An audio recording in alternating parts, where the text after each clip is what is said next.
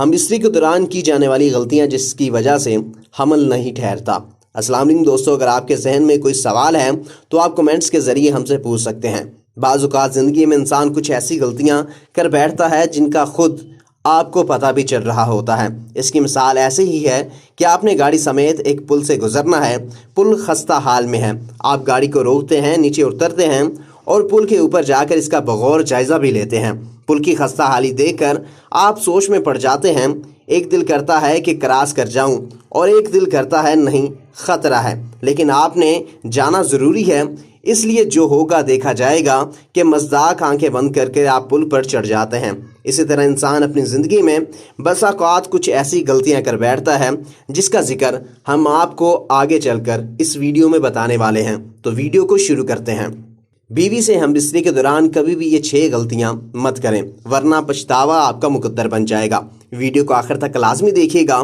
दोस्तों, आज की इस वीडियो में हम हमल ना ठहरने के 6 असबाब के बारे में बात करने वाले हैं जिनकी वजह से औरत माँ नहीं बन पाती और बांझपन का शिकार हो जाती है। तो आज देखते हैं कि इसका क्या हल है और ऐसा क्यों कर होता है।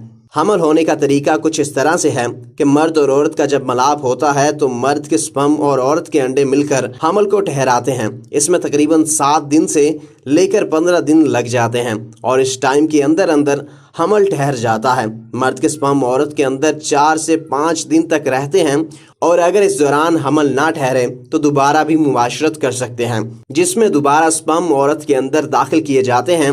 आमतौर पर औरत के जिस्म में 1 महीने में एक ही बार बैज़ा बनता है और खारिज होता है।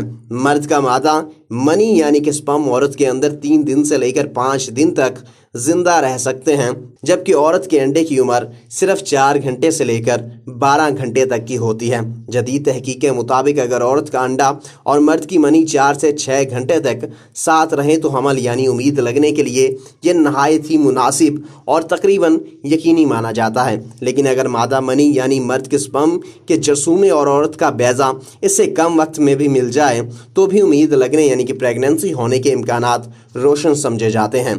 उम्मीद लगने या प्रेगनेंसी के लिए मुबाशरत करने के मुफीद दिन अगर एक खातून के अयाम 28 दिन का मुकम्मल दायरा हो तो 11वें दिन से लेकर 14वें दिन के अयाम में बैज़ा खातून के जिस्म में से खारिज होता है, लेकिन 100% दुरुस्त बताना मुमकिन नहीं। इसलिए डॉक्टर आमतौर पर मियाँ बीवी के लिए माहवारी ख़त्म होने के बाद 7वें दिन से लेकर 20वें दिन तक इस अरसा में मुबाशरत करने को उम्मीद लगने यानी कि प्रेगनेंसी होने को मुफीद समझते हैं। इन दिनों में मुबाशरत तजवीज़ करते हैं।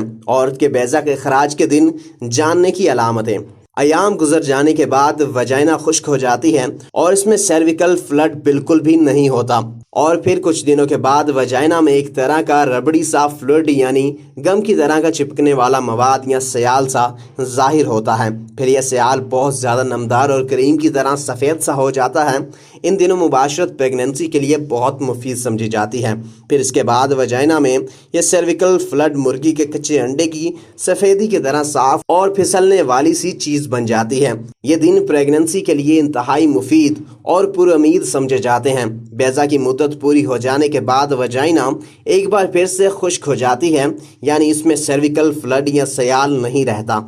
ये फ्लूइड चेक करने के लिए खातून अपने अंगूठे और शहादत वाली उंगली को वजाइना के निचले हिस्से में अंदर बाहर करके फ्लूइड चेक कर सकती हैं और इसकी रंगत और मापियत से अंदाज़ा लगा सकती हैं कि बैज़ा का अखराज नज़दीक है।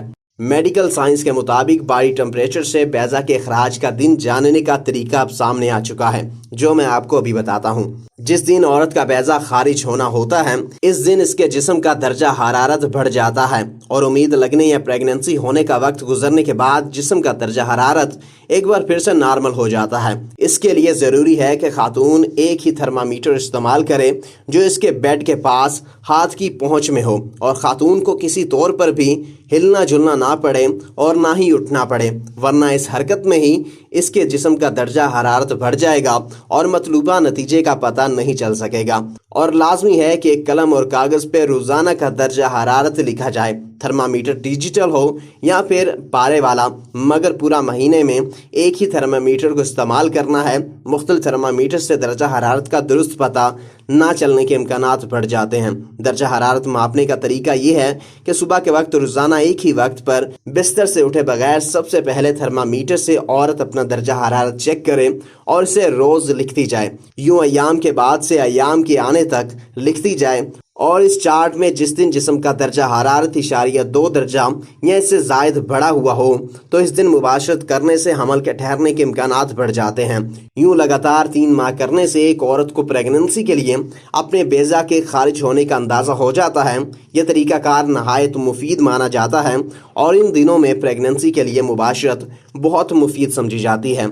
ओलेशन प्री डेक्टर कट, जिन खातीन के अयाम रेगुलर नहीं होते यानी इनके दिन मुकर्रर नहीं होते, इनके लिए यूरोप और अमेरिका में आम तौर पर ओलेशन प्री डेक्टर कट नामी मेडिकल स्टोर्स पर दस्तयाब एक दवाई है। ये एक टेस्ट है जो खातीन अयाम के ख़त्म होने के बाद 11वें दिन से लेकर घर पर ला कर सकती हैं। अगर वो पॉजिटिव हो तो इसका मतलब ये बनता है कि अगले 24 से 36 घंटे तक इनके बेजा के खारिज होने का इम्कान है।